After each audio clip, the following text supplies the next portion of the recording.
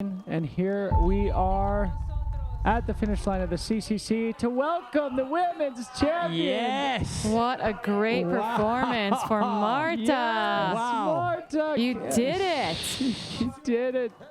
What a great performance for her. She has got to be thrilled. Oh, yes. She is loving this. Wow. Yes.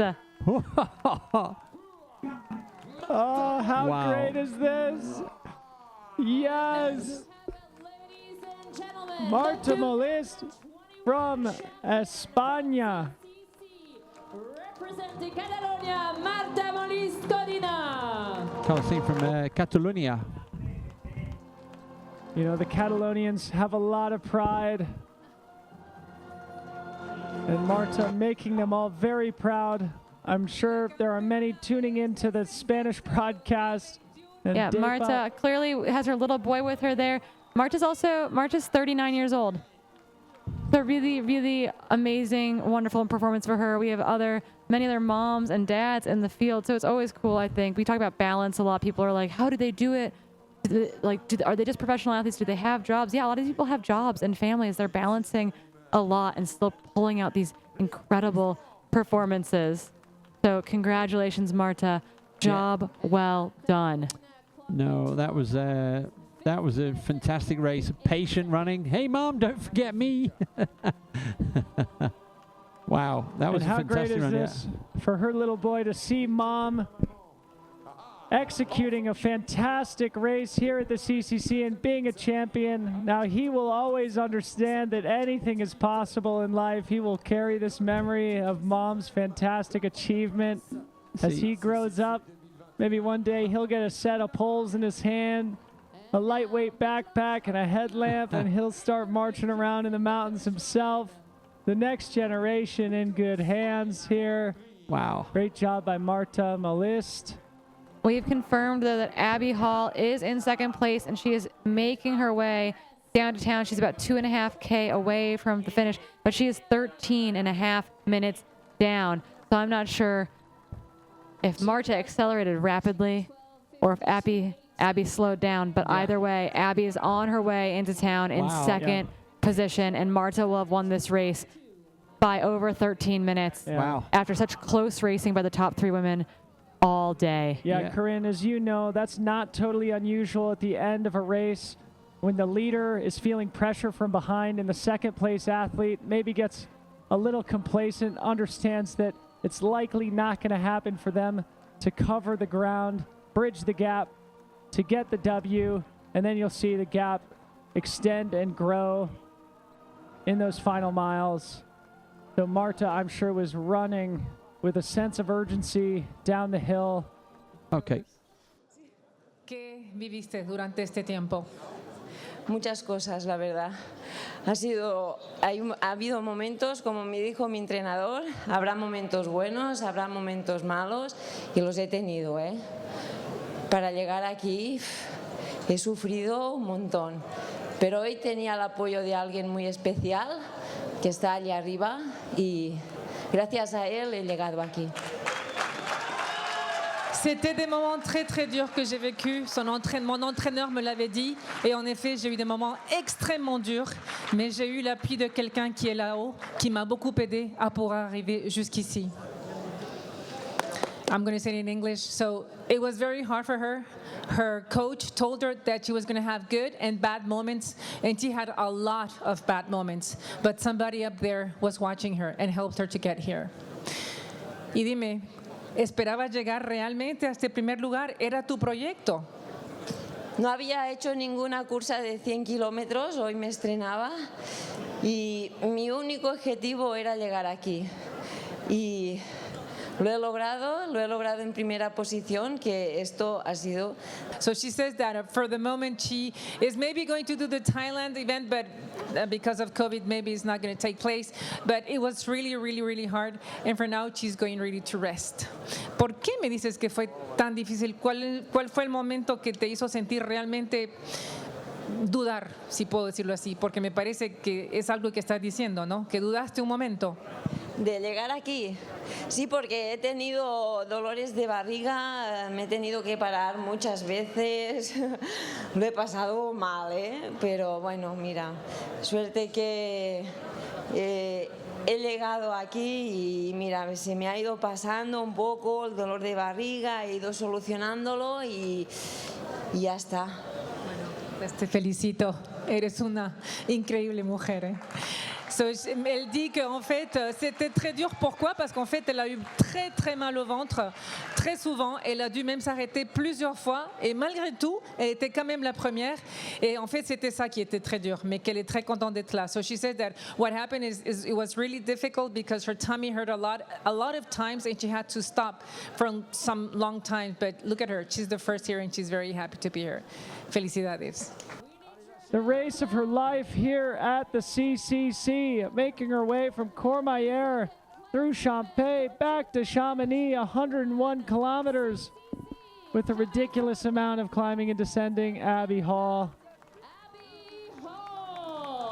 And I'm sure we're going to do a finish line interview here shortly. Abby Hall, yes, so great to see.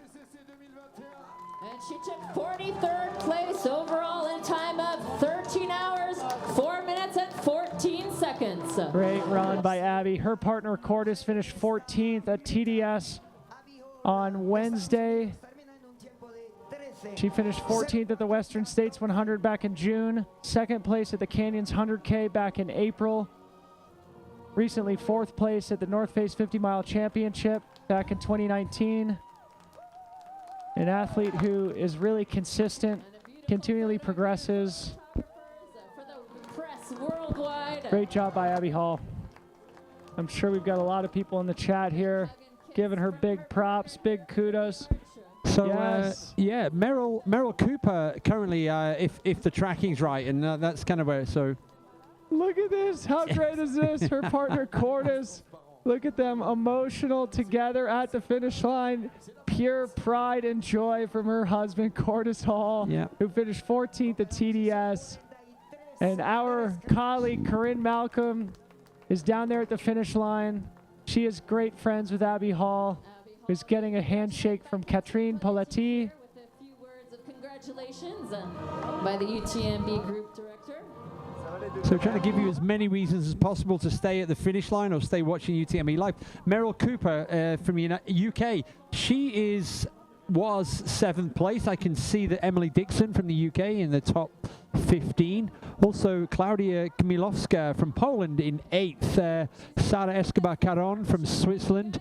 Katarzyna Solinska in 5th, and Esther Schilag from Hungary. So those are some of the other female runners that we're going to be expecting in the next couple of hours.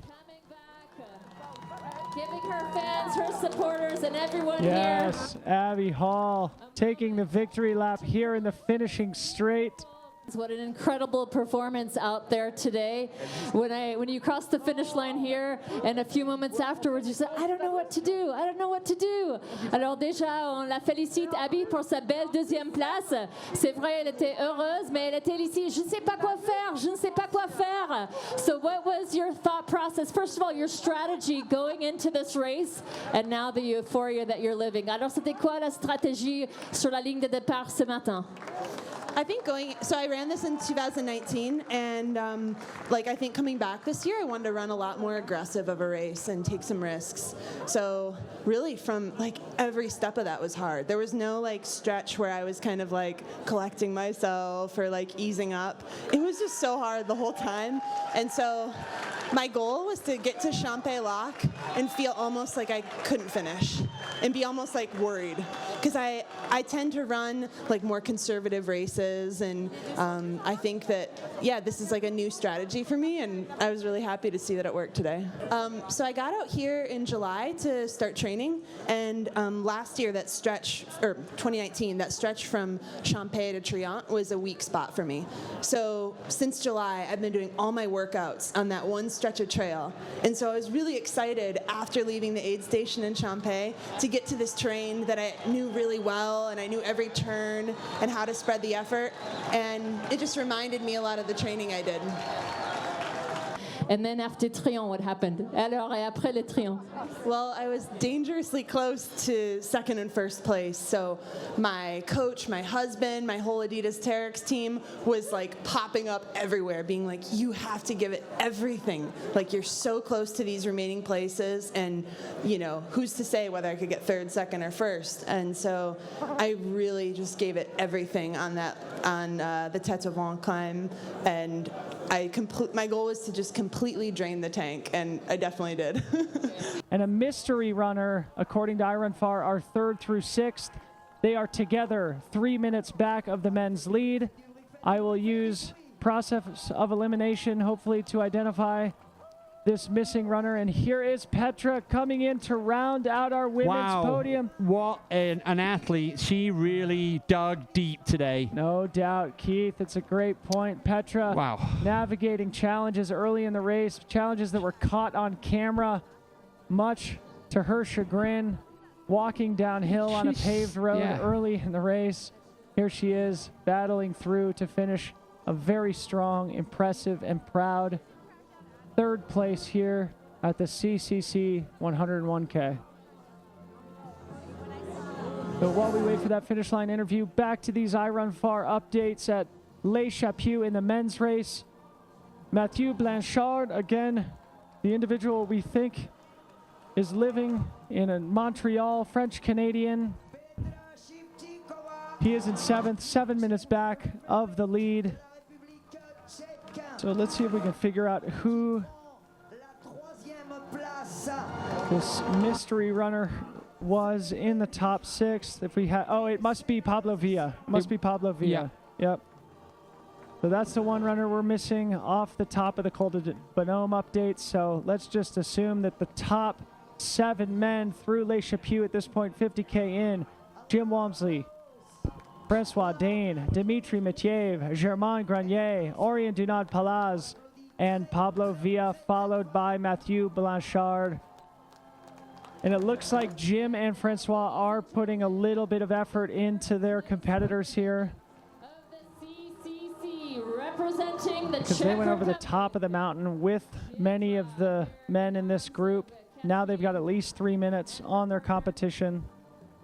So so the top 3 women. So if you're just joining in, kind of tuning in either first thing in the morning, last thing at night, wherever you are. So Corny first, Mimi Kotka second, and it's Camille Brouillard third. That's your top 3 in the women's. And we've got Jim and Francois spending the night together, but not in a romantic sense. They're out on the trail, and friends out in the mountains. Yep, 2 of the best athletes in the world, Jim Walmsley, Francois Dane, running together. They're also very good friends. And as you know, Keith, it takes the best in the world to get the best out of each other. So we might be at the very beginning, the first chapter of what is going to be an incredible show here at the 2021 Debo, UTMB. I could say that about you. You're kind of getting the best out of me by just being alongside me. So likewise, Keith. And as soon as Corinne gets back, I'm sure it'll get even better here. Another update from iRunFar. Katie Scheid, 6th across the Col de Bonhomme, 15 minutes, 20 seconds back of our leader, Courtney DeWalter. So if I go back, image of our top 3 women together at the finish line. Marta, Abby, Petra, Spain, USA, Czech Republic. A great podium here in the women's race. Back to the men's updates here. Jordi Gamito, Robert Hognall, 13 minutes back of the lead. According to iRunFar, both look a little tired but focused at Les Chapeaux. And then back to the women's race, rounding out the top 10 at the Col de Bonhomme is Marion Delespierre. She is 18.5 minutes back of the lead.